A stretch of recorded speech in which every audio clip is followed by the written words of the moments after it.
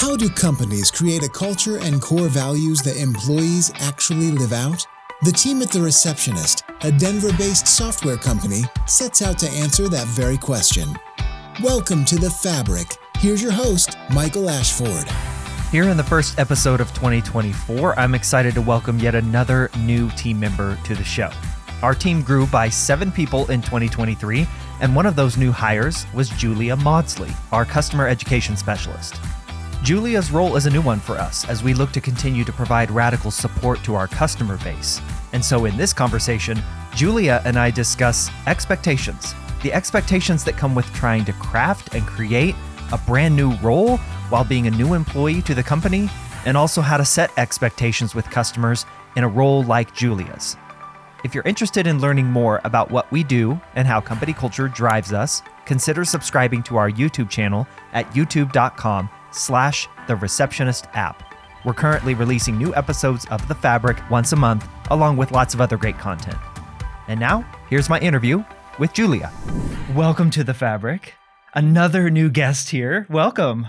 Thank you so much. Very exciting. Anytime we do these, anytime we bring on a new employee, as our team grows, it's just always fun for me as the host of the show to bring on and introduce new team members to the audience. And you're not just a new team member, you are starting and building a brand new role here. How long have you been here now? It's just been over, I think, 5 months. Okay. So it feels much, much shorter. But yeah, we're almost getting to the half-year mark, which is crazy. Oh, that is crazy. Okay, so first 5-6 months by the 6 months, 7 months actually, by the time this comes out, what's been the initial experience? What has it just been like coming to The Receptionist, onboarding here, being a part of this company? Just let the audience, which is a lot of our customers who you work with, let them know just what has it been like so far? So much fun. Like fun is just the first word. And I think when I think of starting a new job, fun is never the first word I think of. So to have that experience here has just been amazing. I've loved every moment of it, meeting all the new team members, getting acquainted with customers. It's all just been a great experience. And, you know, not having necessarily a role that already existed with expectations to step into has also been really fun to, you know, play around and see what works and develop the role as we go, basically. Is there a moment that kind of exemplifies fun for you, the fun experience of coming on board here at The Receptionist? Yeah. I mean, my first week here was during our quarterly meeting week. So every quarter we get together all in person, the whole company. And that was literally my first week. So we got to have a lot of fun events, going out, and also some really great meetings. So getting to meet everyone face-to-face in person, you know, at a company that works within a hybrid model was really awesome and made those relationships develop a lot quicker and more naturally than normal. What was our event for that one? Was that bowling? That would have been over the summer, or was that the Rockies game? It was the Rockies game. The Rockies baseball game. Okay. Mm-hmm. Yeah. Super, super fun. Yeah. No doubt. Okay. So you mentioned something there in that answer, coming into a role that isn't super well defined. Customer education specialist is a new role here for us at The Receptionist, and we'll explain a little bit of about what that means. But honestly, we didn't even really know fully what that meant. Lizanne, our director of customer experience, this was a role she envisioned, who you report to. But you mentioned not having expectations. So for some people, I got to imagine that can be a little scary. What was it like for you? I think having a supportive team made it a lot less scary because definitely coming into the role, having interviewed for the role, knowing that it didn't have, you know, a previous person in that position, definitely felt scary and felt like, oh, I'm going to need to develop this all on my own. I'm going to need to find everything that's wrong and fix all of those problems. And it just simply wasn't that way. Yeah. Right. So having that team collaboration and having some people to bounce ideas off of made it a lot more fun and a lot less pressure on me to solve all those problems and to define the role just by myself. So coming in and interviewing for a role like that, what's going through your head? What was going through your head as you're hearing, okay, this is a brand new role. It's never been done before at this company. To your point, no expectations, nothing to necessarily fix. I guess for the people that may be listening to this in a similar type of position, advice for them? How did you approach even the interview process? Yeah, that's a great question, and something that I definitely struggled with going into the interview process was, right, how do you sell yourself to a role that is so ambiguous? And, Lizanne definitely told me, we'd like you to do this, but it's okay if you don't want to, or we'd like you to do this, but we don't know if that's going to work out. So I think what I really focused on was just showing my strengths and my soft skills, and really saying, okay, this is what I can do, against adversity or in a stressful situation, and, letting the team decide, okay, can that work within what we're looking for and what this role may develop into in the future, rather than saying, I can meet these numbers that, I didn't know if I could. The numbers didn't exist. Yeah, exactly. But here you are. Yes. Here you are, Julia. Okay, so customer education specialist. How then, you're here, you're 5 months in, how have you approached building this role? What has been your day in, day out as getting this role defined, up and running? And we'll explain what that is as we get into it, and feel free to add detail there. But what's been your process now that you are actually here? Yeah, it's a lot of testing. It's a lot of figuring out what works. So a lot of discussions. I'm working very closely with all members of my team to try and get some experience from them, since they are the ones who are more familiar with the customers and the product than I am, and kind of throwing ideas to them and saying, hey, what do you think about this? Do you think this could work? And I will say that 99.9% of the time, they're like, yeah, go for it. It's a very supportive environment, and anything that hasn't worked, we just say, okay, that didn't work. Let's move on. Let's do something different. And that could be as simple as like, what day of the week am I calling customers? Or, am I reaching out via email versus calls? Or, how are we structuring emails? Like, all the minute details are just coming a little bit more into focus with every day. On the customer education side of things, so what does that look like? What are you trying to educate our customers on? How has that shaped and molded? Obviously, your role is that, but how has the overarching goal of customer education shaped your role in building this? What does that look like? Absolutely. I think the biggest focus is on product knowledge and making sure that the whole customer base has access to the support that they need and to the information that they need to be successful and get the most value out of the receptionist. Mm-hmm.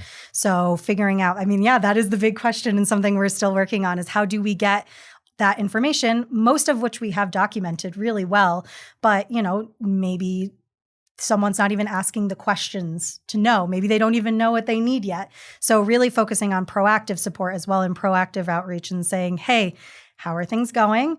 Have you looked at this? Have you seen this? If they have, that's great. Then it's just a little gentle reminder. But if they haven't, it could really help for the longevity of the customer with us. So what are some of those things that have worked then? You said you were doing a lot of testing, mm-hmm. Even down to what days am I calling people, but what has worked so far? So far, I think the thing that's worked the most is just being persistent and honest, and treating people like people, and being honest about who I am. And I tell every customer that I've spoken with or have emailed with, hey, I'm new here too. And, if I don't know the answer to your question, someone does, we'll figure it out for you. Don't be afraid to ask questions. And I think being vulnerable and being honest with them allows that reciprocal relationship, so that they can be vulnerable and honest with me, and, maybe ask questions that they felt were silly or not worth reaching out for. So opening those lines of communication really has been really important. And that's something that I think has worked, especially to help build that relationship and get repeat contact, or to see, if I send out an email saying, hey, this is something you should do, and then to, see in their account they're doing it, even if they don't respond, just to know that they were, they saw it, they acknowledged, understood, it's been great. Yeah.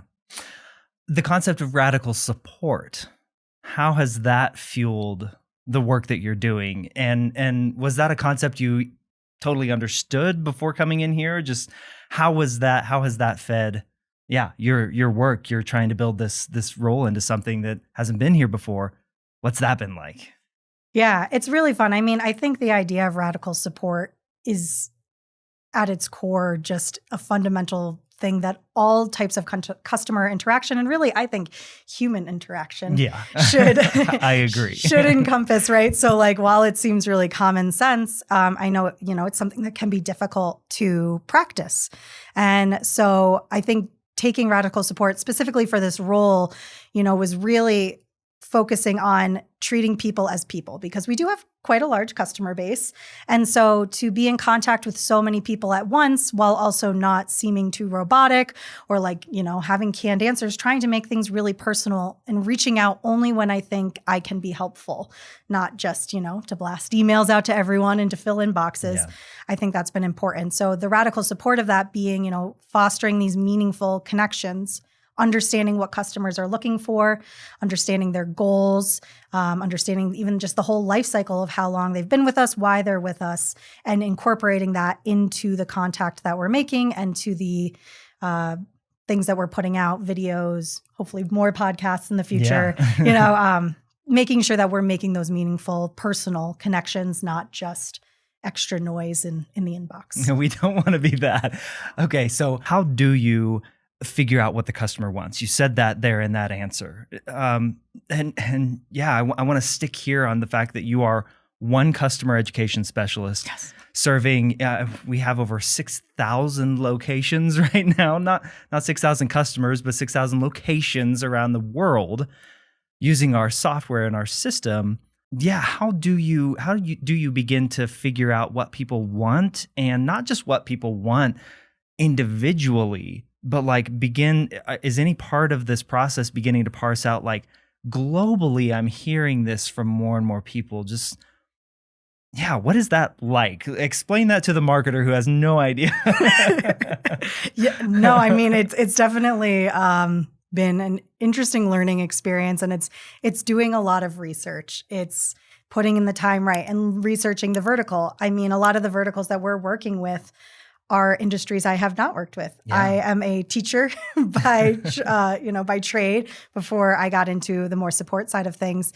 So I've learned a lot about manufacturing and a lot about aerospace, seeing those trends. So, if I have one customer who I know wanted A, B, C, and D because they were very vocal about it, if I have a customer in a similar vertical saying, okay, these are what I know you may want. So maybe offering those up or checking in, seeing if they're using the features that these other verticals are the same vertical is using. That can be really helpful. Looking through sales notes, just doing as much digging. I do a lot of digging. That's a lot of my daily work, is just digging to try and find out that information before I come. Because I do think it's really important to ask a lot of questions and to open up dialogue. And that can be a great way to find those answers. But that means I got to get in first, right? I got to get the people to be responsive and say, yes, I want to talk to you. Yes, I want to learn more. Then I can ask those questions. So even before I go in, I try to be prepared and do that research to understand maybe what someone like them is looking for. And then, we go from there. Looping that back around to what we were starting with, I'm just curious, Julia, like how do you prioritize? Like you're having a lot of customer conversations, both like over the phone and via chat or through email. You're building a new role from scratch. How do you even know what to prioritize, let alone actually prioritizing things? Like, what makes up your to-do list? Totally. I'm still figuring it out. That's a totally fine answer, by the way. That is definitely a day by day. But I will say my first priority has been the people. Like, if I get a call, if I get outreach from a customer, if I get an email, that always comes first. So, making sure that I'm making those human connections and those relationships with our customer base. That, to me, that's most important. And I always have time in my schedule to develop relationships. Then from there, we're looking at scaling. And so that's something that we're working on a lot right now, is making sure, how can me as one person, right, apply to those 6,000 locations to provide that extra, knowledge, product knowledge, and support. Our support team does a great job doing that already, a lot of that. So basically, what can I do to further that support? And again, make it even more personal and proactive, and, get to the questions before they come. So I'd say, prioritizing people, and that also helps me learn, and that helps me in the research. I get the questions that I need to ask answered. But then doing that research, that at least at the moment has been priority number 2, is understanding our customer base, understanding what people are looking for, even just from, Google. Really, at the end of the day, I've done a lot of Googling for our customers just to see, okay, what does your company organization look like? What else are you guys doing? What else are you involved in? And getting that knowledge can really help me piece the picture together without having to talk to them. Because the goal, and I don't know that we've said this yet, you may have mentioned it, the goal for your role is to product adoption. I believe you said that. Using more of our features, using and understanding what they do, not just like that they're there and that they exist, but what they do, how they could be used, so that hopefully more of our customers are using more of our features and getting the most value out of the system that we can. And I'm trying not to be like marketer speak here, but we want our customers to use the features that we're spending a lot of dev time, energy, and money into putting into the product. Right. And ultimately, for a role like this, it's about reducing customer churn, right? Yes. It's about, are they getting their money's worth to where they feel like it's a good investment for them? Like, that's ultimately at the end of the day what we're hoping to do with a role like this, and to the scale that you're talking about. Before we talk about how people interact with you and kind of begin to close this up, I do want to ask, how does the layer of employee supremacy help you in your role? What has that been like to try and build a role from scratch with this layer of employee supremacy that we're, from Andy on down, we're talking about our employees, the decisions that we make, our employees are first and foremost. We think that'll affect the customers, which ultimately affect everyone involved, shareholders included. How has that layer affected you, or what's that been like? Absolutely. I mean, I've worked in support roles before, and I can definitely say that the way that your support team treats your customers is very much a reflection of how your higher level treats your support team. It is just, you can only give what you receive is really how I feel. Yeah. So feeling supported and feeling encouraged by my team helps me to do that for my customers. Because I'm treated like a person, I just feel more, it's easier to treat them as people, especially when I'm not trying to reach, quota numbers, and I'm not trying to make sure, I'm trying to reach a certain amount of, reduction in churn, just making sure that we're focusing on the relationship, which is really what I think of employee supremacy does too, is focusing on how the employees interact with their company and get to make those decisions. It really bleeds into then how I interact with our customers, and I try and mirror that relationship as much as possible because it makes me feel good at work. And so I know for most of our people using our product, they're using it at work as well. And, it's really nice to get that support when you're at work and doing a job that, can be stressful sometimes. And just to have someone say, I hear you. Yep, you're right. That is frustrating. Like, I'm really sorry. That can sometimes be what it takes to just turn someone around. Let's put on our little hypothetical hat right now. If we didn't run under employee supremacy and you're trying to build a role from scratch like this, what do you think's different? What do you think you're doing different? What if Liz Ann is just like breathing down your neck, which is so not Liz Ann.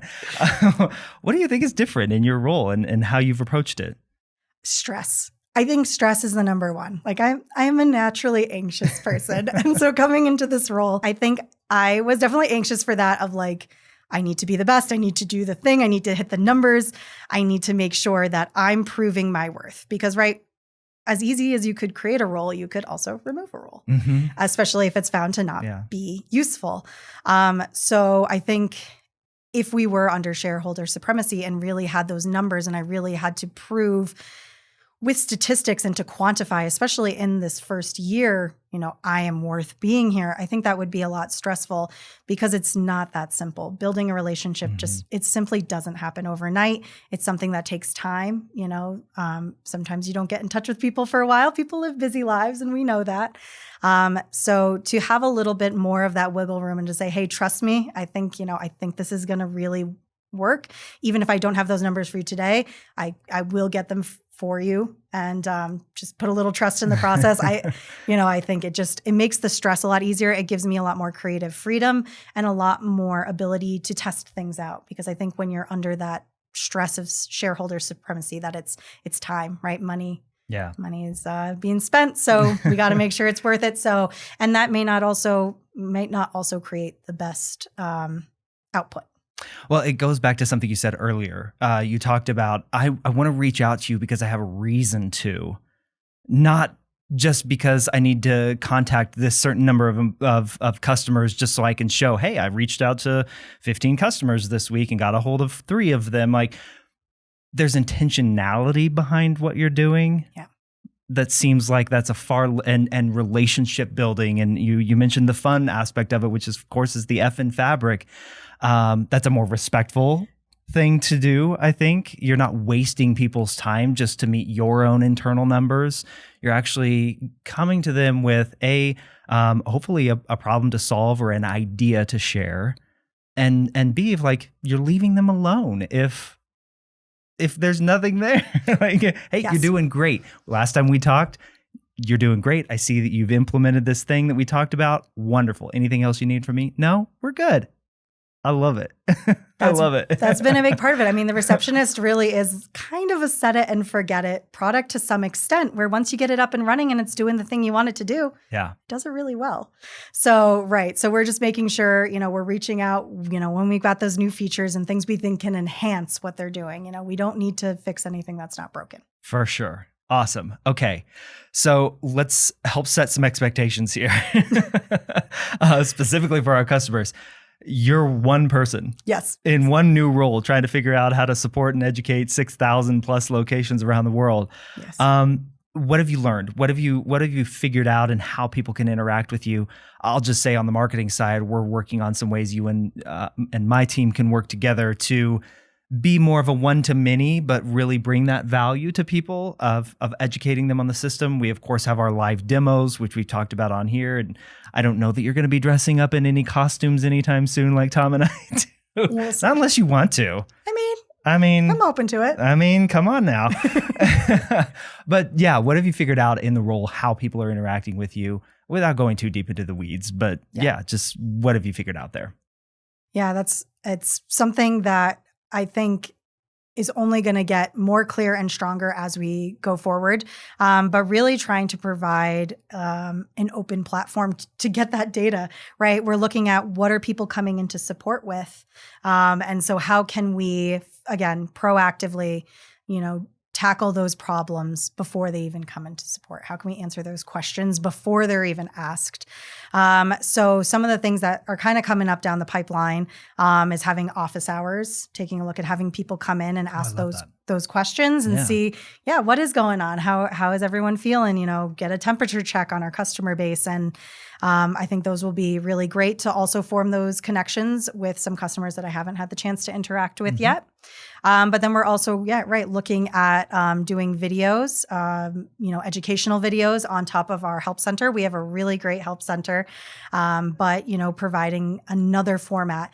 As a teacher, I am someone who loves to, give information in every form possible, because everyone's a different type of learner, right? So some people may benefit from reading, some people may benefit from watching or from listening in a podcast. So really what the biggest goal I'm trying to hit in the next year is to create as many forms as possible of product information and put them out there and see what gets the most traction. I cannot wait for office hours. It's going to be so awesome. And on our CX team, I know Rain on our CX team has put so much work and effort into that help center over the last year. I know Hannah's been a huge part of that effort as well. So kudos to you all on that side of the business. It's not a world that we in marketing and sales, especially me in marketing, we don't dive into that much. Mm-hmm. But man, I am really looking forward to more of that cross collaboration there. So I can't let you go, Julia, without asking you, what's your favorite What's your favorite core value out of Fabric? Which one resonates with you the most? You already mentioned fun. Is it fun? Fun it's up there. It's up there. Me. But for me, it's always got to be collaborative, because I think that just bleeds into every other core value in itself. Is, when you're working with others and you're collaborating with others, you're having fun, right? You get to be a little bit more authentic. You don't have to just suffer by yourself, and you get to, forge these really respectful and wonderful relationships. And it's just the core of everything I do. And every single day I'm collaborating with our team. And it's just so important to work-life balance and happiness, but also to getting the work done and getting it done well. Well said. Well said. Well, here's to many more episodes with you on it, Julia. You did a fantastic job, and thank you so much for doing this. I appreciate it. Thank you. It was a pleasure. Thank you so much for tuning in and watching this episode of The Fabric. If you want more content from our studio here in Denver, Colorado, please consider subscribing to our channel here on YouTube. That's youtube.com/The Receptionist app to see more of our content coming out of this space that you see behind me, as well as more content from the remarkable guests and the rest of the team here at The Receptionist that we plan to highlight and show you much more of as we get deeper into this YouTube world. So join us in the comments. We'd love to start interacting with you there. So what did you think of this episode? What do you think about setting expectations, not only for new employees coming into new roles, but also how you set expectations for your customers for a role like Julia's, where there's only one of her, right? And we have thousands and thousands of customers. So we'd love to hear your ideas and thoughts as well. Please join us, and we'll see you on the next episode. All right? The Fabric is hosted by me, Michael Ashford, Director of Marketing here at The Receptionist, and it's produced by our creative manager, James Jordan. If you'd like to give the Receptionist for iPad visitor management system a try in your office, jump over to thereceptionist.com/free trial and give us a test drive for 14 days with no credit card required. See what you think. And until next time, take care.